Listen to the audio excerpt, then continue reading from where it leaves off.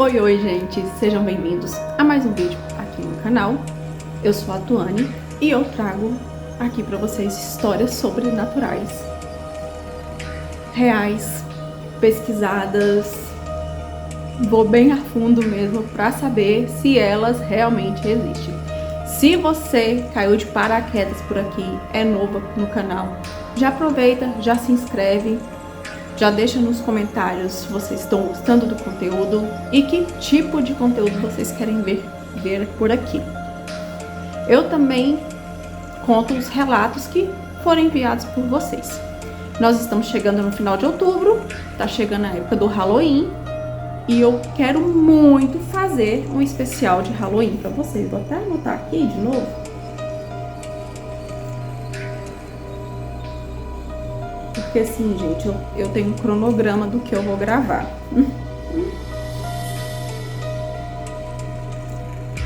Pra eu me esquecer. Você sabe como é que é a vida da dona de casa e trabalhador.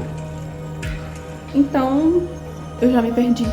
Enfim, se você é novo por aqui, já aproveita, já se inscreve no canal. Já deixa o like no comecinho do vídeo.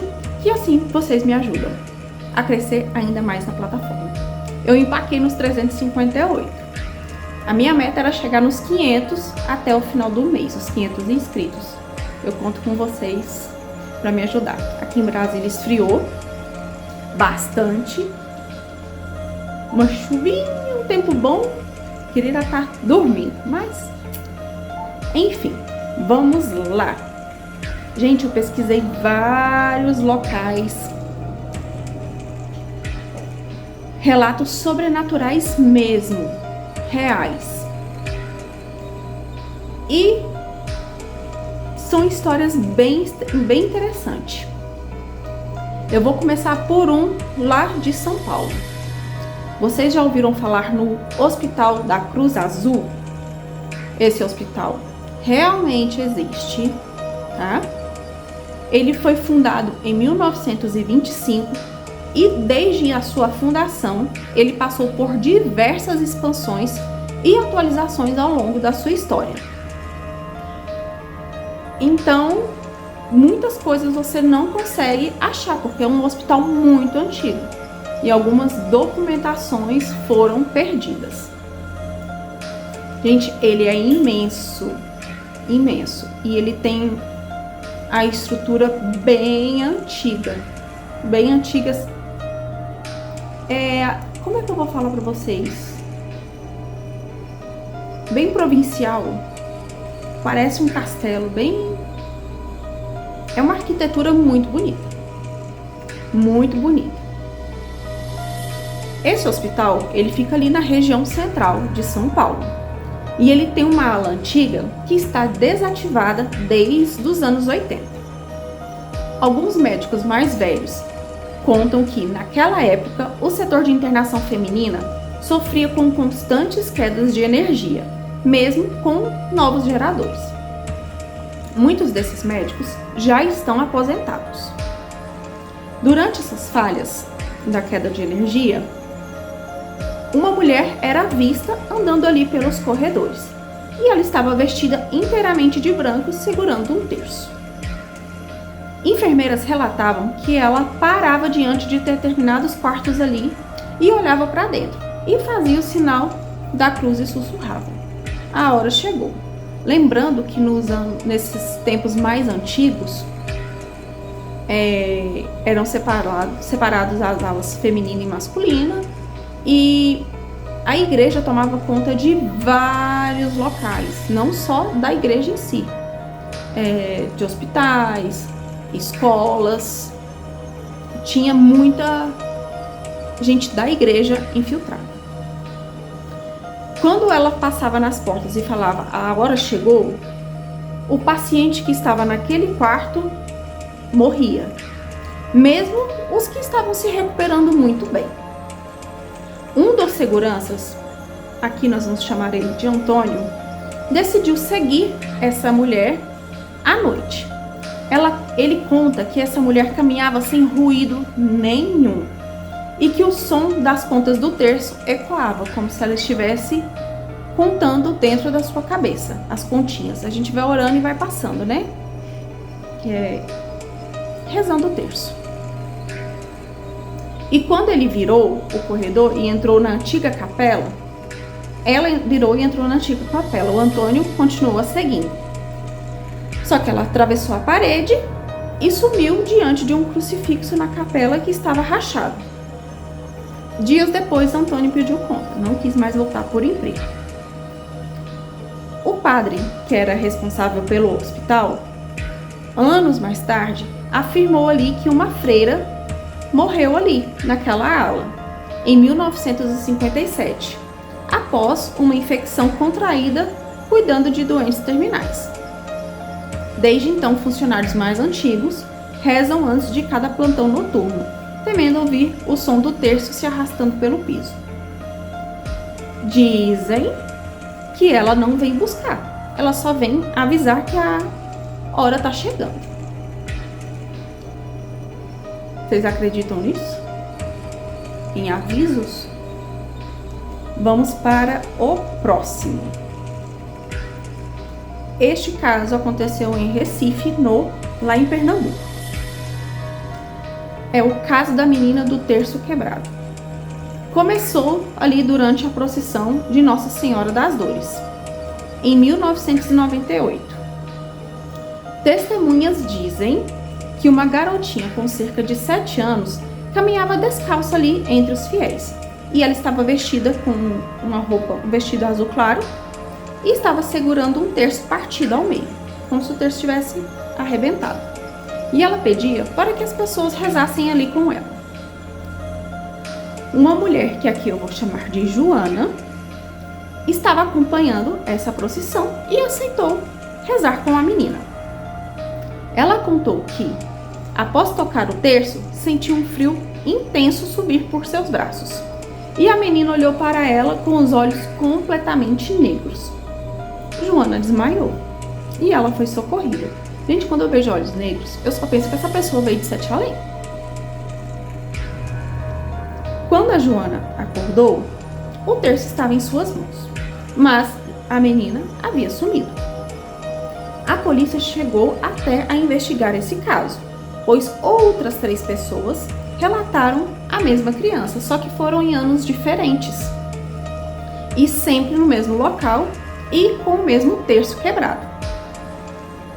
Em 2002, um padre consultou os arquivos da paróquia e descobriu que em 1971, uma menina chamada Beatriz morreu, atropelada justamente naquele trecho da rua. Ela estava indo também para uma procissão e estava com um terço azul em suas mãos. Com o impacto, o terço se arrebentou. E até hoje, durante o mês de setembro, os moradores afirmam ouvir passos pequenos e o som das pontas rolando no chão, acompanhados de uma voz infantil que fala: "Reza comigo".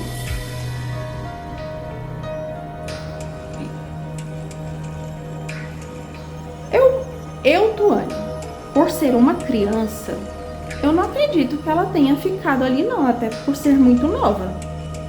Uma criança de 7 anos?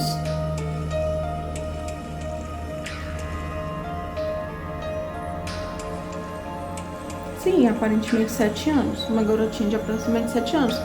É muito novinha ainda para ficar presa a esse mundo. O que pode ser? Pode ser obsessores, para assustar quem tá ali, tirar do foco quem tá ali fazendo a sua caminhada da fé. Pode ser? Pode ser. E este caso aconteceu ali no interior da Bahia. Vamos chamar ele de Padre Miguel. Ele era conhecido em uma cidade pequena do sertão baiano como o padre do corpo fechado. Diziam que nem o fogo queimava ele e nem bala o atingia. Ele fazia exorcismos, benzimentos e segundo alguns ali, milagres que a igreja preferia não comentar. Aqui eu deixo um adendo. Se o padre tem corpo fechado, alguma coisa ele fez. E geralmente para fechar o corpo são trabalhos de bruxaria. E sim, tem trabalhos para você fechar o seu corpo que nada te atinge. Mas alguma coisa mudou ali no ano de 2007. Durante uma missa de domingo, os fiéis afirmaram que os olhos do padre ficaram inteiramente negros. E ele parou de falar português e começou a rezar ali em uma língua estranha, gutural, que muitos descreveram como uma mistura de latim com gritos. Após esse dia, ele se isolou na casa paroquial e os sinos tocavam sozinhos à noite. E o altar principal passou a exalar um cheiro de enxofre. E quando o bispo foi chamado ali para a igreja, encontrou ela vazia e o padre sumiu. Desapareceu do mapa. O diário pessoal dele foi encontrado semanas depois. E nas últimas páginas ali, ele escreveu: a fé é a lâmina que separa o homem do abismo. Só que eu olhei demais para o abismo. Desde então, a igreja permanece fechada. Os moradores próximos ali dizem que ouvem passos dentro do templo e uma voz cansada repetindo trechos da missa. Ite misse est. Reza quem pode e quem não pode é rezado. O que eu acredito que esse padre fez algum pacto, fez algum ritual para poder obter alguns sucessos, como ele fazia aqui, diz aqui que ele fazia exorcismos, benzimentos e até milagres. Alguma coisa ele fez. E para ele ter falado que enxergou, olhou demais para o abismo, certeza que coisa boa não foi. Quando eu falo para vocês que até dentro da igreja acontecem as coisas, ninguém acredita. Cadê meu companheirinho? Meu companheirinho saiu daqui. Mas vamos para o próximo. Este caso não é no Brasil. É em Guanajuato, no México. Esse é longe, viu? Vamos lá. A Casa dos Lamentos, ele é agora um museu e uma atração turística assombrada. Ela está localizada em Guanajuato, ou Guanajuato, em México. A lenda por trás da casa envolve o assassino em série Tadeu Fulgêncio Mejia e os rituais de magia negra que ele realizava ali na casa no final do século XIX, após o assassinato de sua esposa, para tentar se comunicar com ela.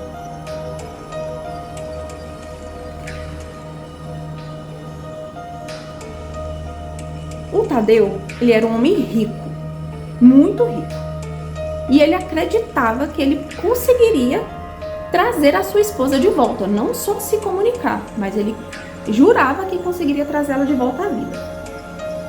Entre os anos de 1890 e 1895, os desaparecimentos misteriosos começaram a ocorrer nas redondezas.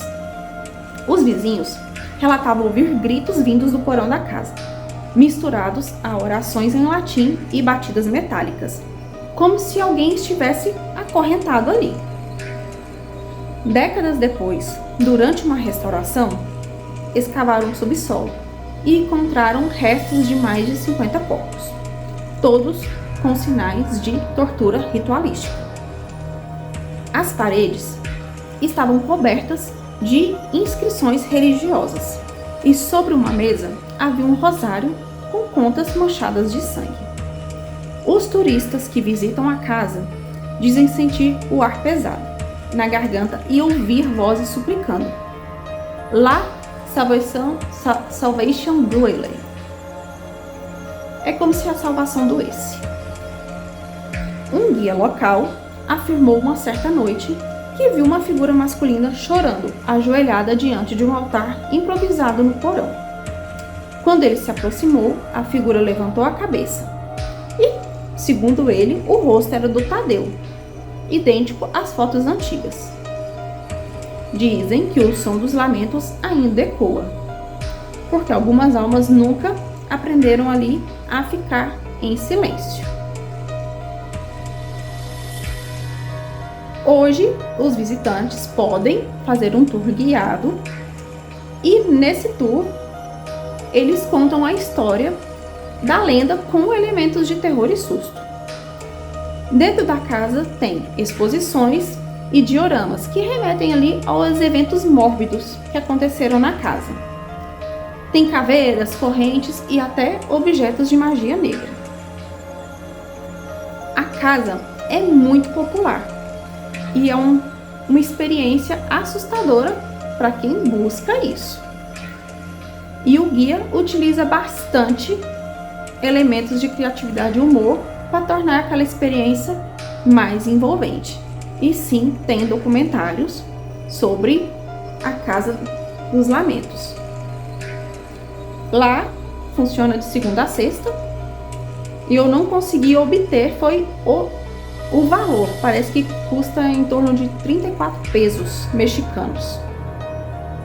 Só que o local não possui estacionamento e não é acessível para cadeiras de rodas. Mas realmente a casa existe e se tornou um museu, e essa história também é verídica e documentada. Mas vamos para o próximo. Mas deixar bem claro, ele foi nomeado como um serial killer, tá? O Tadeu. Porque ele cometeu vários assassinatos em série. Só para deixar o mais certinho possível. Vamos para a história lá do Mosteiro de São Jerônimo, também em Portugal.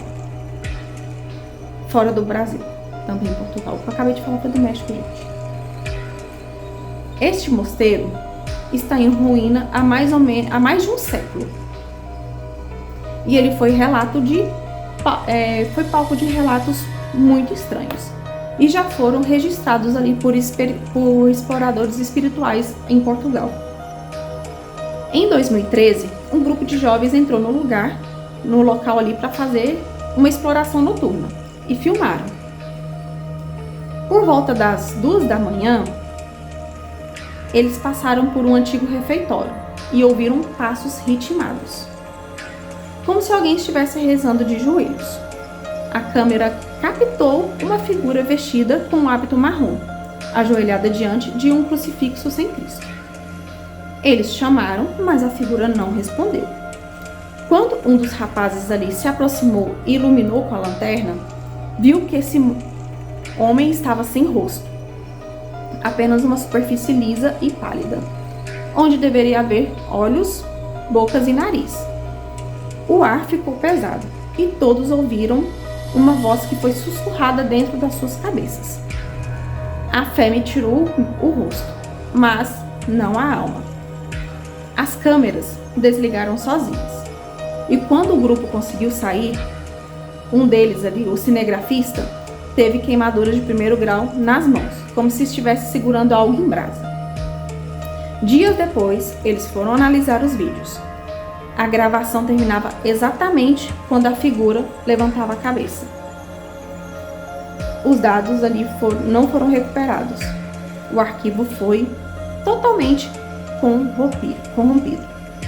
E sim, o Mosteiro de São Jerônimo está em Portugal e ele é um mosteiro encomendado na época do rei Dom Manuel, no final ali do século XV, da Era do Descobrimento.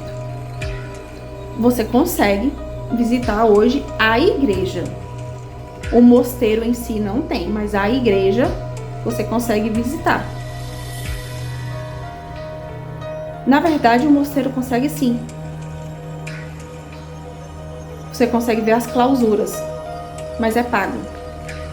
Mas o mosteiro não funciona, só a igreja. E ali na igreja está enterrado Vasco da Gama, Luís de Camões e Fernando Pessoa. Gente, é muita história que se você for indo atrás... E a igreja tem uma arquitetura maravilhosa, muito bonita. Esses prédios antigos, né? Eles têm uma arquitetura de uma beleza fenomenal. Ela traz um ar de meio fantasmagórico, mais envolvente. Eu gosto bastante. Vamos para a mulher que rezava pelos mortos. Esse caso aconteceu em Minas Gerais. Na pequena cidade de Formiga, interior de Minas Gerais, viveu Dona Maria das Dores. Ela era conhecida como rezadeira e benzedeira. Diziam que ela falava com as almas do purgatório e que suas orações libertavam quem o padre não conseguia. Durante anos, ela foi procurada por famílias aflitas e muitos juravam que sentiam uma presença durante as sessões, um frio que faziam as velas tremerem, mesmo sem vento. Dona Maria faleceu em 1984, sozinha dentro da própria casa. Desde então, os vizinhos afirmam ouvir à noite o som de um terço sendo rezado e cheiro de incenso queimado vindo da janela dela. Em 2003, uma de suas netas resolveram ali entrar na casa para reformar e na cozinha encontrou o velho terço de sua avó sobre a mesa, ainda quente, como se alguém tivesse acabado de usá-lo. E o relógio da parede estava parado às 3h15, hora em que Dona Maria costumava começar as suas orações pelos mortos.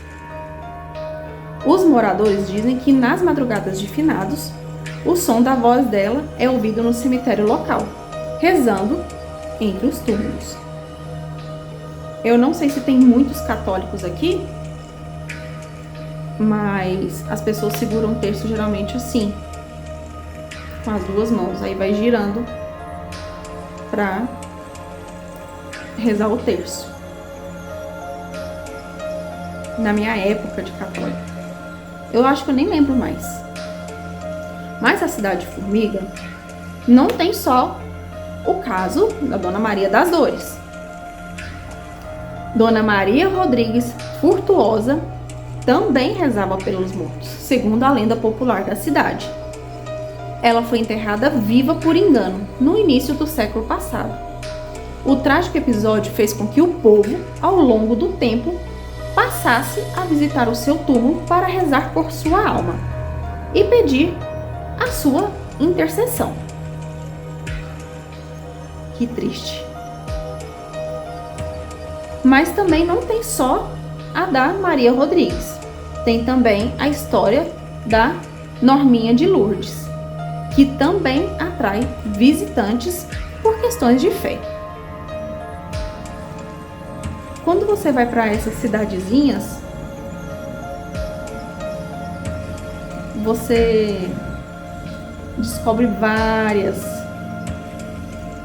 coisas que fazem parte da tradição religiosa do local e faz com que isso traga mais visitantes. Mas sim, gente, vocês podem pesquisar que vocês vão achar tudo aí.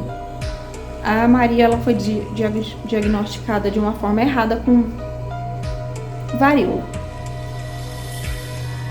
E naquela época o medo era muito grande de contágio. Só que quando eles descobriram que eles estavam enganados, foi muito tarde. Infelizmente. Acontecia muito isso. Mas vamos para Agora vamos para a Itália. Já fomos para Minas Gerais, agora vamos para a Itália. Este caso aconteceu em Nápoles. Lá há um convento fechado desde 1956, o convento de Santa Lúcia. As poucas freiras que ainda vivem lá mantêm uma regra silenciosa: ninguém deve passar diante do grande espelho do corredor após o pôr do sol. Segundo os registros do convento, em 1931, uma jovem noviça chamada Irmã Ágata tirou a própria vida diante daquele espelho, após confessar um pecado considerado imperdoável para sua ordem. Dizem que ela rezou antes de morrer, pedindo para que Deus lhe mostrasse o próprio rosto. E que, ao olhar para o espelho, ele respondeu. Desde então, as freiras relatam ver uma mulher de véu negro atrás delas, refletida no vidro, mesmo quando elas estão sozinhas. O espelho foi coberto, mas toda vez que deixam de rezar o rosário de noite, ele racha sozinho na manhã seguinte. No ano de 2009, uma investigadora do Vaticano foi até o local. E durante a inspeção, o espelho, já restaurado, refletiu o rosto da própria mulher, com um véu que ela não usava. Ela desmaiou. E ao acordar, ela disse que a Ágata ainda pedia perdão. E como eu falei para vocês, o convento realmente existe e há sim registros da morte da Irmã Ágata. E os arquivos do Vaticano confirmam visitas de investigadoras ali e incidentes registrados na época. Até hoje, esse espelho permanece coberto, mas ninguém consegue explicar as rachaduras. Esse é do meu Goiás. Eu não sei se vocês já chegaram a ver o vídeo do Banco do Diabo. Agora temos a história do homem que rezava com o diabo. Isso foi em 1992, em uma fazenda próxima a Pirinópolis, Goiás. Ali vivia um homem chamado Joaquim Ferreira. Ele era um curandeiro conhecido por realizar rezas que funcionavam, quando nem o padre dava um jeito. Ele curava febres, sarava feridas e até quebrantos, segundo os moradores. Mas havia algo estranho em suas rezas. Ele sempre as fazia de costas para a pessoa, com os olhos fechados e falando baixos, em palavras que ninguém compreendia. Um dia, o padre local resolveu visitá-lo. Ele encontrou Joaquim em uma pequena capela de madeira, ajoelhado diante de uma vela preta. E ele orava o Pai Nosso. Só que, ao contrário. Evil set swan mine, ele murmurava. Livrai-me do bem, porque o mal é o meu guia. O padre tentou interromper, mas Joaquim virou lentamente, com os olhos completamente brancos, e disse apenas: Padre, Deus me ouve. Mas quem responde não é ele. 3 dias depois, Joaquim foi encontrado morto, ajoelhado na mesma posição, com o corpo dele coberto de cinzas por dentro, como se tivesse queimado por dentro e por fora permanecesse intacto. Até hoje, o pequeno altar de madeira permanece na fazenda, e os moradores dizem ouvir nas madrugadas a reza invertida sendo sussurrada pelo vento. Este caso foi documentado em reportagens locais e arquivos de Pirinópolis de 1992. As testemunhas ali são os moradores, confirmam a presença de Joaquim e os eventos relatados.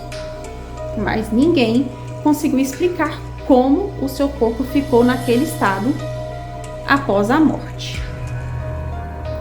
E a fazenda continua ativa.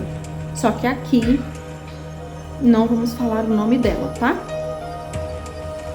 Este aconteceu em Curitiba, no Paraná. O cemitério de São Francisco é conhecido por sua antiga escultura de anjo esculpida em 1918 por um artista italiano. Com o tempo, o anjo escureceu, as asas tornaram-se negras e a expressão antes serena ficou de dor. Em 2004, o coveiro Marcos Vasques relatou ter visto uma figura alada, ajoelhada diante do túmulo de uma criança. Ele pensou ser uma pessoa fantasiada, até que percebeu as asas, enormes e escuras, tremendo como se fossem de carne. A figura chorava. As lágrimas caíam no chão e faziam a grama chiar, como se elas queimassem. Quando Marcos gritou, a figura se levantou e desapareceu. Na manhã seguinte, o túmulo estava aberto, mas o corpo da criança estava intacto, envolto em um manto branco que ninguém havia colocado. Uma semana depois, o anjo de pedra da entrada do cemitério amanheceu com uma das mãos quebradas, apontando para o céu. Marcos pediu demissão e nunca mais falou sobre esse assunto.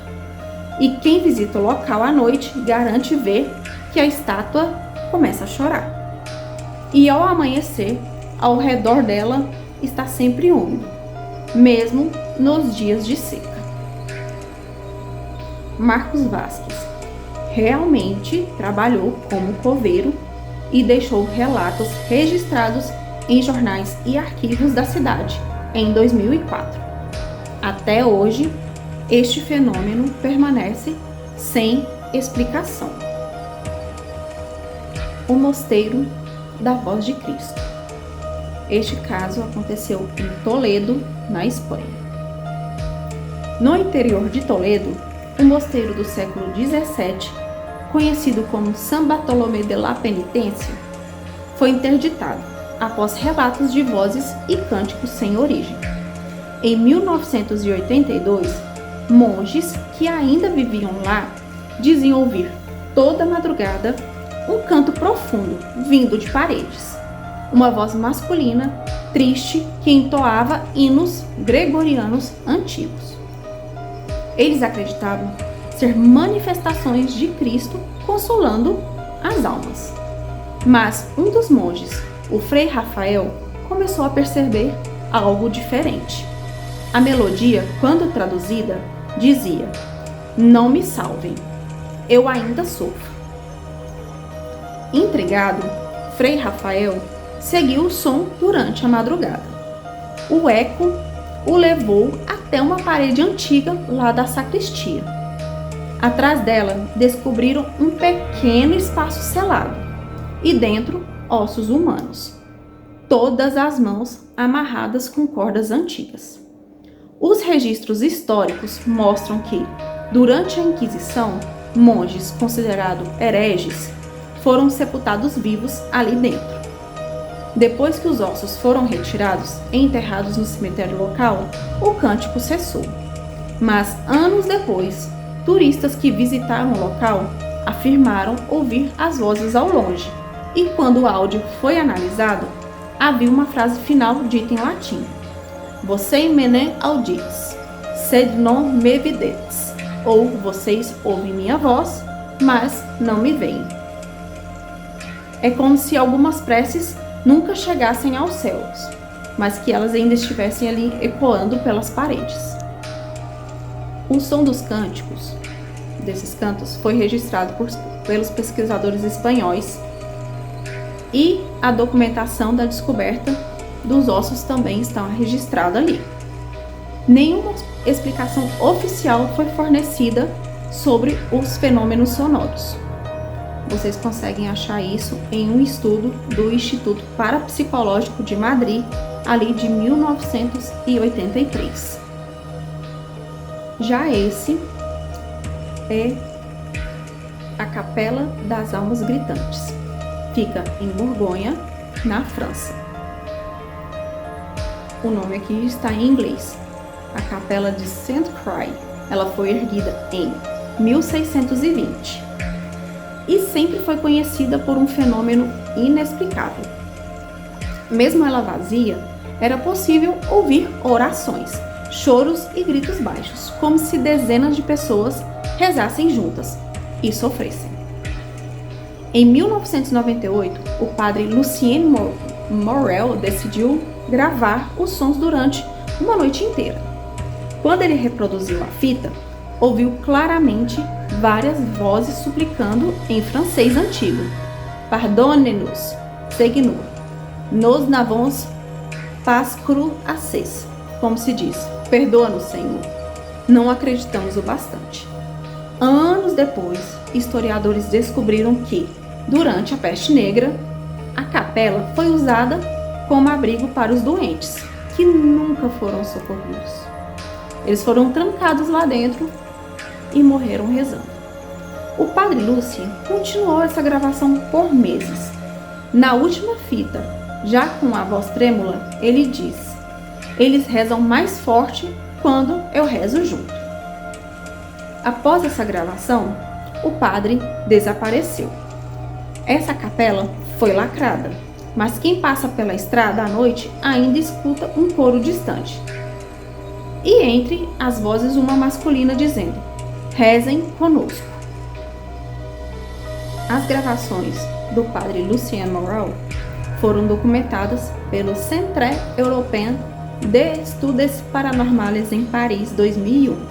E até hoje, ninguém explica os sons que foram registrados ali.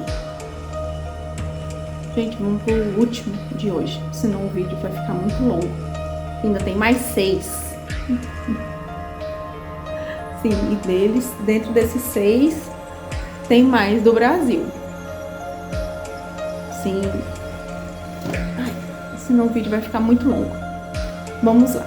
Este aconteceu em Mato Grosso, o Templo das Mãos Negras. Este relato foi registrado por missionários em 1974, na zona rural de Mato Grosso, onde existia uma pequena capela de madeira construída por escravos libertos no século XIX. O local era conhecido como Templo das Mãos Negras, por causa das marcas deixadas nas paredes, mãos carbonizadas, como se tivessem sido gravadas pelo fogo. Durante anos, ninguém ousava entrar dentro dessa capela, mas em 1974, um grupo de jovens evangélicos decidiram realizar uma vigília ali. Levaram velas, uma Bíblia e começaram a cantar hinos. Muito me espanta evangélico levar vela, né? Mas tudo bem, vamos seguir.